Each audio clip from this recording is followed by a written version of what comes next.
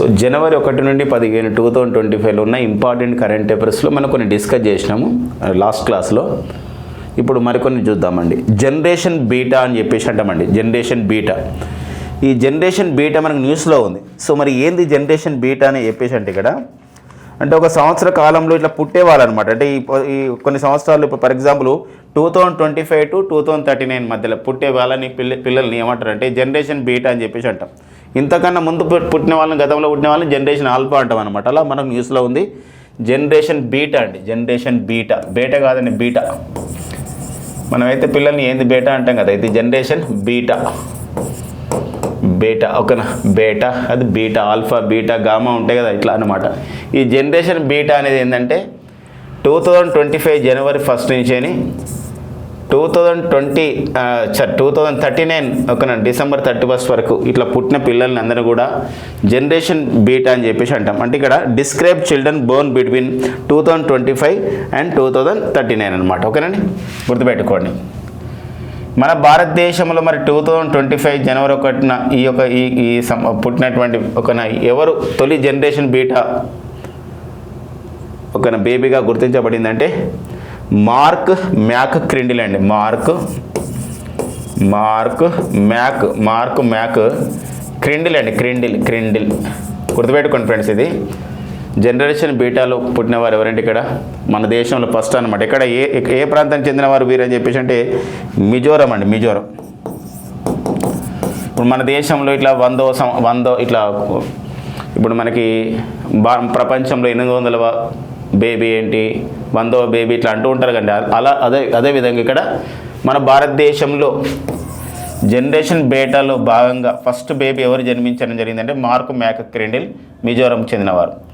Generation బీటాని ఎలా మనం describe చేస్తామంటే 2025 జనవరి 1 నుండి 2039 వరకు పుట్టినటువంటి పిల్లల్ని మనం జనరేషన్ బీటా అంటాం. ఇప్పుడున్న వాళ్ళు మనం జనరేషన్ బీటా కాదు, కానీ ఇప్పుడు పుట్టేవాళ్ళు అంటే ఇప్పుడు 2025 జనవరి 1 నుంచి పుట్టేవాళ్ళని మనం జనరేషన్ బీటా అని చెప్పేసి అంటాం. ఎవరైనా మనం కనబడితే మీరు జనరేషన్ బీటా అని చెప్పేసి అనొచ్చు అనమాట పిల్లవాడిని. ఇవ్వనా సో లేకపోతే ఆ పిల్లవాళ్ళు కొంచెం పెద్దగైన తర్వాత 2030-39 అంటారు. మేము ఎక్కడ ఏ కాలంలో పుట్టినామంటే జనరేషన్ బీటా వర్గానికి చెందిన వాళ్ళం అని చెప్పేసి ఇట్లా చెప్తున్న సందర్భం ఉంటుంది అనమాట. ఓకేనండి, నెక్స్ట్ చూద్దామండి. నెక్స్ట్ వచ్చేసి మనకి ప్యాసెక్స్ ఎక్సర్సైజ్ ఉంది. ప్యాసేజ్ ఎక్సర్సైజ్ అని చెప్పేసి అంటాం. ప్యాసెక్స్ అంటాం. ప్యాసేజ్ ఎక్సర్సైజ్ మనకు జనవరిలో మొదటగా జరిగినటువంటి నావికాదళ ఇది ఒక నావికాదళానికి సంబంధించిన ఎక్సర్సైజ్. నావికాదళం అంటే ఇండియన్ నావీకి సంబంధించిన ఎక్సర్సైజ్. అంటే మన భారతదేశం కూడా పాల్గొంది. ప్యాసేజ్ అంటే అబ్రివేషన్ ఏంటంటే ప్యాసేజ్ ఎక్సర్సైజ్ అని చెప్పేసి అంటాం. ప్యాసేజ్ ఎక్సర్సైజ్ అని చెప్పేసి అంటాం. మరి ఈ ప్యాసేజ్ ఎక్సర్సైజ్ అనేది ఏ రెండు దేశాల మధ్య జరిగింది? జనవరి 3న స్టార్ట్ అయింది. మరి భారత్ మరియు సెనెగల్ దేశం అండి. శనగలు కాదండి, శనగలు అంటే మనం తినేది ఆహార ధాన్యాలు. ఇవి సెనెగల్ దేశం అంటే ఆఫ్రికా ఖండ దేశం. మరి ఆఫ్రికా ఖండ దేశం వెస్టర్న్ ఆఫ్రికా అనమాట. సెనెగల్ దేశ రాజధాని వచ్చింది ఒకసారి డిఎస్లో అడిగిండి అనమాట, డాకర్ అండి. మరి నావికాదళ ఎక్సర్సైజ్ జనవరిలో స్టార్ట్ అయింది. జనవరి 3న స్టార్ట్ అయింది 2025న. ఏ దేశం నిర్వహించింది ఎక్సర్సైజ్ని, నావికాదళ ఎక్సర్సైజ్ అంటే సెనెగల్ దేశం. భారతదేశం కూడా పాల్గొంది. మన భారతదేశం తరపున ఏ యుద్ధ నౌక పాల్గొంది అంటే ఇక్కడ ఐఎన్ఎస్ తుషిల్ అండి. ఐఎన్ఎస్ తుషిల్ అనే ఒక యుద్ధ నౌక పాల్గొనడం జరిగింది. ఐఎన్ఎస్ తుషిల్ అనమాట. ఐఎన్ఎస్ తుషిల్ పాల్గొంది అన్నమాట. అలాంటి నేపథ్యం కూడా చూసుకోవాలండి. ఇక నెక్స్ట్ వచ్చేసి మనకి నావికా సాగర్ పరిక్రమ అండి. చాలా ఇంపార్టెంట్. ఈసారి ఖచ్చితంగా ఎక్స్పెక్ట్ చేస్తున్నామండి. ఇది మనం కాంపిటేటివ్ ఎగ్జామ్లో నావికా సాగర్ పరిక్రమ 2 అని ఎందుకని వచ్చిందంటే ఆల్రెడీ పరిక్రమ 1 ఒకటి అయిపోయింది గతంలో. ఏంటంటే ఇక్కడ మహిళలు, కొంతమంది నావికాదళానికి చెందిన మహిళలు ఏం చేస్తారంటే ఒక పడవ ద్వారా ప్రపంచాన్ని చుట్టూ వస్తారు సముద్రంలో. ఆల్రెడీ గతంలో జరిగింది. నావికా సాగర పరిక్రమ 2. ఇప్పుడు 2వ దశ జరుగుతుంది అనమాట. ఇది మన భారత నావికాదళం చేపట్టేటువంటి ఒక సాహసోపేతమైన అంటే ఒక అడ్వెంచర్ ట్రిప్ అని చెప్పొచ్చు. భారత నావికాదళం చేపట్టేటువంటి ఒక సాహసోపేతమైన ఒక అడ్వెంచర్ ట్రిప్ అని చెప్పొచ్చు అనమాట. మరి ఇది స్టార్ట్ అయింది, కొనసాగుతూ ఉంది, ఇంకా పూర్తి కాలేదు, బట్ పూర్తి అయితే నమ్మకం ఉంది.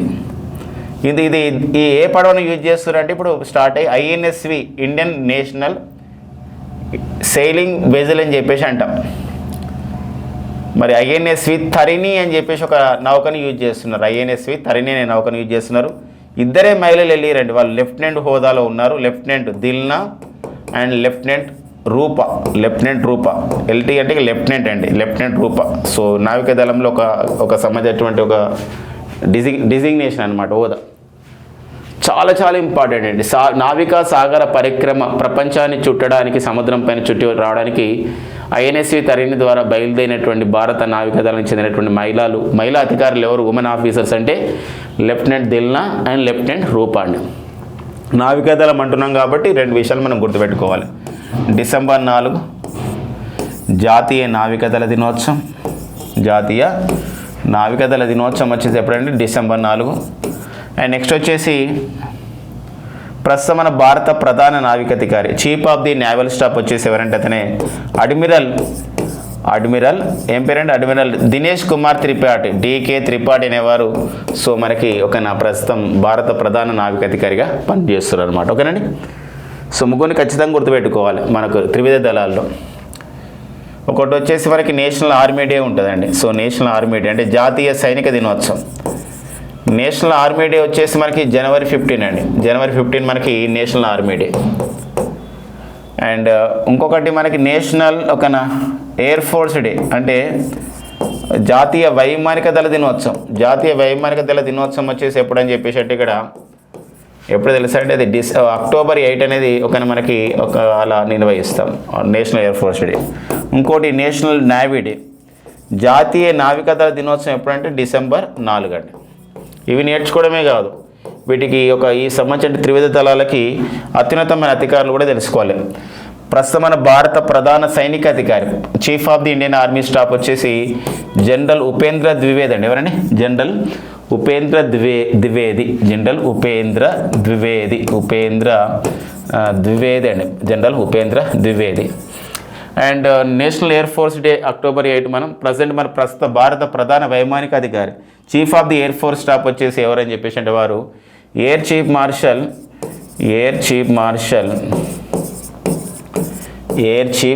ఎవరండి? ఎయిర్ చీఫ్ మార్షల్ అతను వారంటే ఏపీ సింగ్ అంటే అమర్ప్రీత్ సింగ్ అండి. ఏపీ సింగ్ అంటే ఇక్కడ అమర్ప్రీత్ సింగ్ గారు. అండ్ ప్రస్తుతం మన భారత ప్రధాన నావికాధికారిని ఇప్పుడే చెప్పుకున్నాం. ఏదండి? అడ్మిరల్. అత్యున్నతమైన హోదా అనమాట అడ్మిరల్. ఎందులో? నావికాదళంలో. అదే వైమానిక దళంలో అయితే ఎయిర్ చీఫ్ మార్షల్. అదే సైన్యంలో అత్యున్నత హోదా అంటే జనరల్. అడ్మిరల్ దినేష్ కుమార్ త్రిపాఠి అండి. దినేష్ కుమార్ త్రిపాఠి. ఈ 3 దళాలను సమన్వయం చేయడానికి మనకు chief of the defence staff కూడా ఉన్నారు. తొలి chief of the defence staff Bipin Rawat కాగా ప్రస్తుతం మన చీఫ్ ఆఫ్ ది డిఫెన్స్ స్టాఫ్గా పదవి చేపట్టిన వారు, ఆ పదవిలో ఉన్నవారు డిఫెన్స్ స్టాఫ్ అండి అనిల్ చౌహాన్.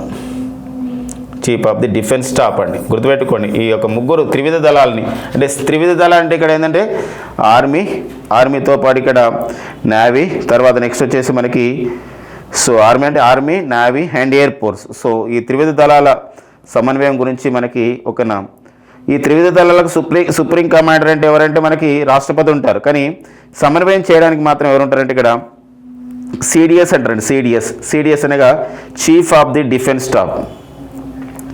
మరి చీఫ్ ఆఫ్ ది డిఫెన్స్ స్టాఫ్గా ఎవరున్నారు? So chief of the defence స్టాఫ్గా ప్రజెంట్ ఎవరున్నారని చెప్పేసి అంటారండి. సో అతను జనరల్ అని హోదా ఇస్తారు. మరి జనరల్ అనిల్ చౌహాన్ అండి. ఎవరండి? జనరల్ అనిల్ చౌహాన్ అంటారు. జనరల్ అనిల్ చౌహాన్. సో మనం ఇంతపై డిస్కస్ చేసినాం. ఇతను ఎన్నో వారు ఈ పదవిని చేపట్టిన ఎన్నో వారంటే రెండో వ్యక్తి. గతంలో బిపిన్ రావత్ కూడా పనిచేయడం జరిగిందనమాట Anil Chauhan. So chief of the defence staff CDS అంటారు. ఓసారి తొలి సిడిఎస్కి ఎవరు పనిచేశారంటారు. ఓకేనండి.